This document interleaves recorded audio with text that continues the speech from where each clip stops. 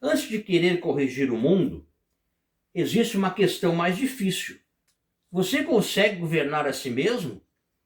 Há cerca de 2.500 anos, Confúcio percebeu algo que continua profundamente atual. Sociedades desordenadas são formadas por indivíduos que perderam a capacidade de ordenar a sua própria conduta. E é a respeito disso que trata os Analectos. Analectos não é apenas um livro sobre filosofia chinesa, não. É um livro sobre caráter, sobre disciplina, educação, respeito, liderança e sobre a difícil tarefa de se tornar uma pessoa melhor. Os Analectos não foram escritos por Confúcio como um tratado organizado. Não, são ensinamentos, diálogos e episódios preservados por seus discípulos e pela tradição posterior. Por isso, a leitura é diferente de um livro convencional. Em poucas linhas, às vezes em uma única frase, Confúcio coloca diante de nós uma questão que pode exigir uma vida inteira para ser respondida. E uma das figuras centrais do livro é o chamado homem nobre, o Yunzi.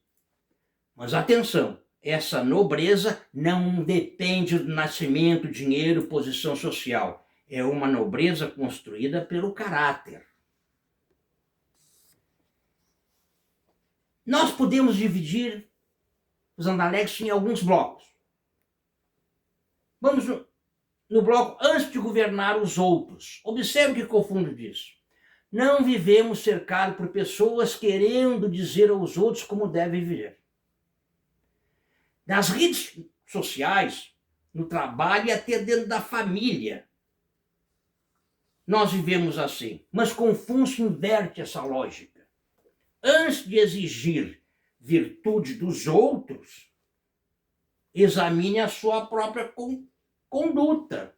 Antes de querer liderar uma equipe, aprenda a controlar os seus impulsos e liderá-los, consequentemente. Porque se você não controlar, você não lidera. Antes de exigir respeito, torne-se alguém digno de respeito. A autoridade verdadeira para Confúcio não começa no cargo, começa no caráter. Podemos ir para um outro bloco. O que é ser uma pessoa superior? Veja, segundo Confúcio, o homem superior não é aquele que nunca erra. Não, é aquele que está permanentemente se educando. Ele observa seus defeitos, ele aprende, corrige, procura agir corretamente, mesmo quando ninguém está olhando, ou seja, ele se educa constantemente. E aqui existe uma diferença extraordinariamente atual. Hoje somos incentivados a construir uma imagem. Confúcio nos convida a construir uma pessoa. Uma pessoa, você pode parecer inteligente sem estudar, pode parecer virtuoso sem ser virtuoso, pode parecer bem-sucedido e estar completamente desorganizado por dentro. Mas a aparência não substitui caráter. Você não precisa ser perfeito. Você precisa estudar sempre. Educação pode ser um outro bloco em relação aos Analectos. Para Confúcio, aprender não significa simplesmente acumular informações. Conhecimento precisa transformar comportamento. Essa ideia é especialmente importante hoje.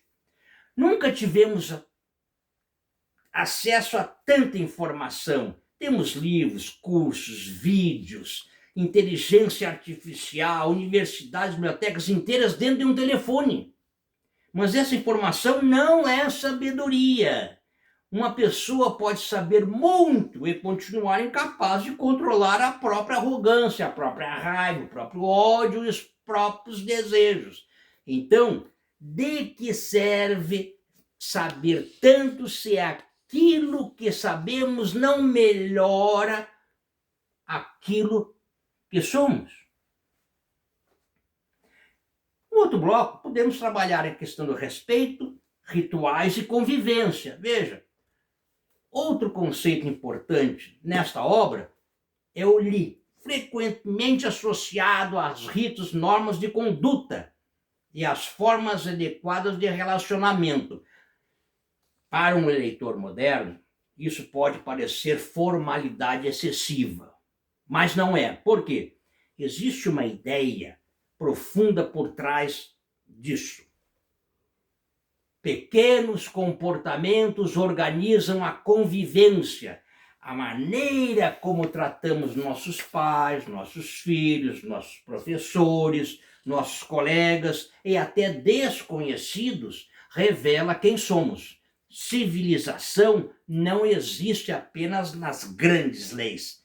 Ela também existe nos pequenos gestos. E temos ainda um outro bloco, a liderança. E aqui Confúcio se torna surpreendentemente moderno.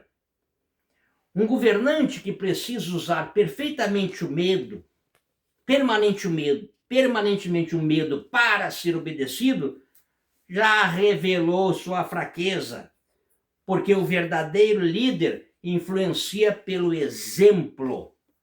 Isso vale para um presidente, um empresário, um professor e também para o pai ou mãe, porque as pessoas observam muito mais aquilo que fazemos do que aquilo que mandamos fazer.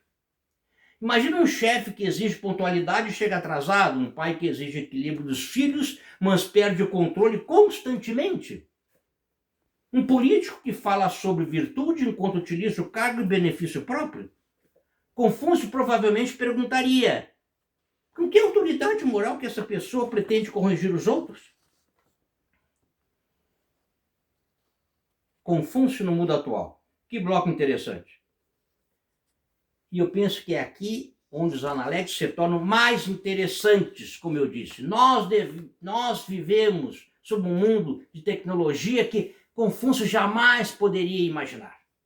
Mas continuamos enfrentando problemas humanos que ele reconheceria imediatamente. Vaidade, ambição, desrespeito, corrupção, ressentimento, ignorância, ódio, desejo de poder.